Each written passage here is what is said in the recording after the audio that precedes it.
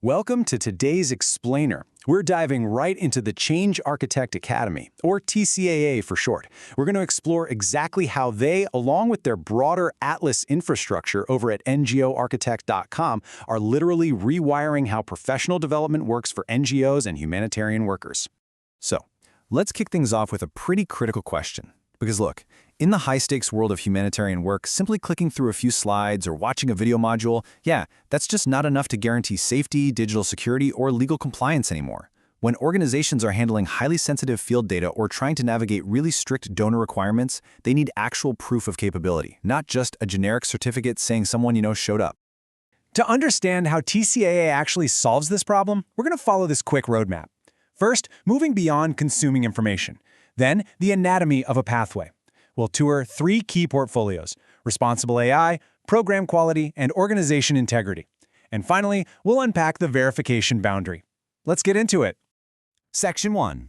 Beyond consuming information, producing auditable work products.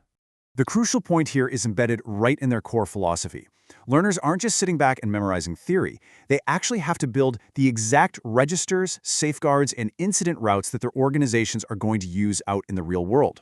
Every single module demands that learners produce auditable work products. So if you're learning about data protection, you're building an actual processing and asset register. You are quite literally producing evidence of your capability as you learn. Section 2. Anatomy of a TCAA pathway, the signature 7-part learning sequence. The consistency here is absolutely key. Every single TCA course follows a very strict progression. They always start by framing the real-world operational problem. Then, they move into specific practice and decision tasks, like taking a theoretical risk and turning it into a precise control statement. Finally, the whole thing culminates in applied evidence building. You walk away with a complete operating package that is 100% ready for institutional review. Section 3. Responsible AI and digital. Safeguarding data and digital security. This brilliantly illustrates the mindset they teach. For instance, teams learning to use AI for grants and donor proposals are taught to use it to organize, compare, and challenge their work. But there is an absolute hard line. People retain ownership. AI might help a proposal team brainstorm or structure, but it is never, ever allowed to become the evidence or the authority. Human accountability is non-negotiable. We see that exact same discipline in their AI workflow clinics.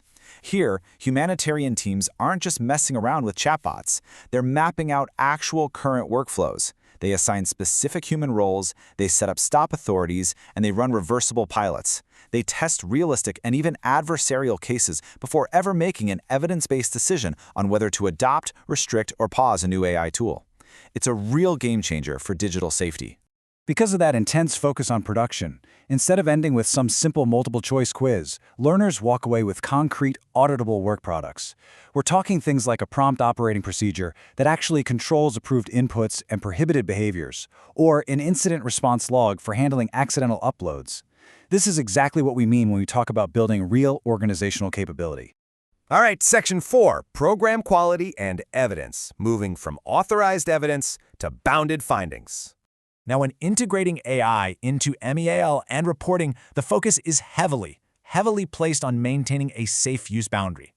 AI is used to support organization and synthesize data, sure, but humans retain absolute responsibility for the data boundaries, the methodologies used, and the final interpretation. They actually teach teams how to test for bias, spot missing voices, and understand context before those findings ever influence management decisions. And that integrity extends right into their field collection training, too. For field teams, courses like Rapid Assessment Basics teach professionals how to collect actionable information under immense pressure. But crucially, it teaches them how to do it without overpromising on what that data can actually prove.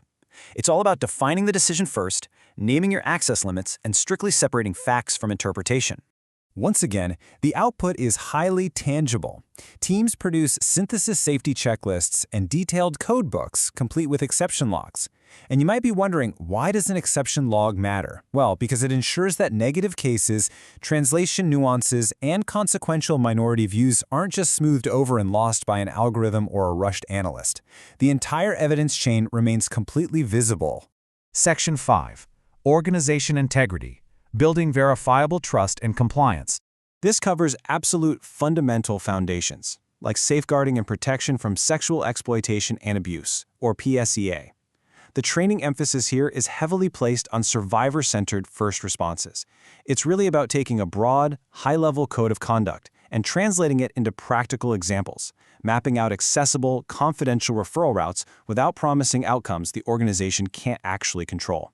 And a quick note, this foundational knowledge is perfectly supported by tools like Atlas's country-specific registration and tax knowledge guides, which keep these organizations compliant on all legal fronts. They also tackle financial compliance directly. Look, they recognize that small local NGOs don't exactly have massive accounting departments, right? So they help these small teams learn how to properly separate custody, authorization, and review duties.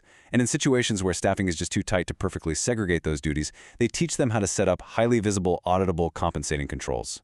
The auditable work produced here is incredibly practical for surviving donor scrutiny. Learners create fraud red flag logs that help them document warning signs neutrally and safely. They build strict profile claim boundaries to clearly separate what is self-declared from what is independently verified evidence. This is literally how you build maintainable trust with international donors. In fact, these exact auditable controls are what populate verified profiles in the Atlas Organization Directory. That proven credibility is what allows NGOs to safely and successfully navigate the Atlas Grants and Funding database.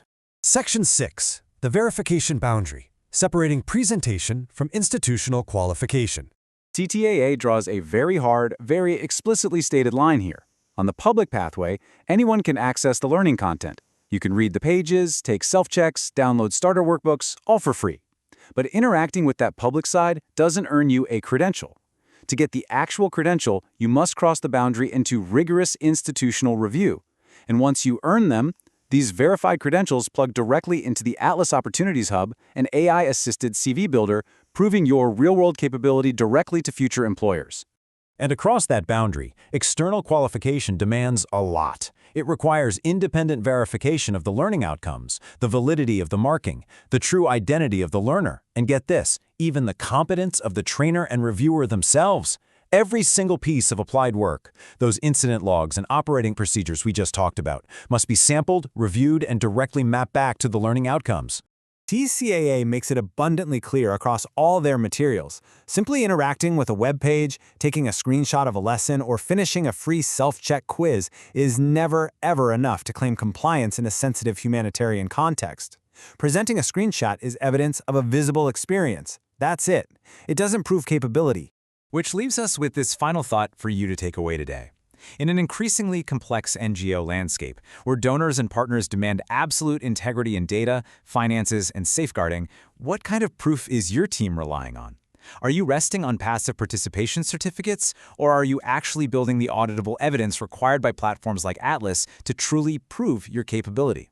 Thanks for joining me on this explainer, and keep asking the hard questions.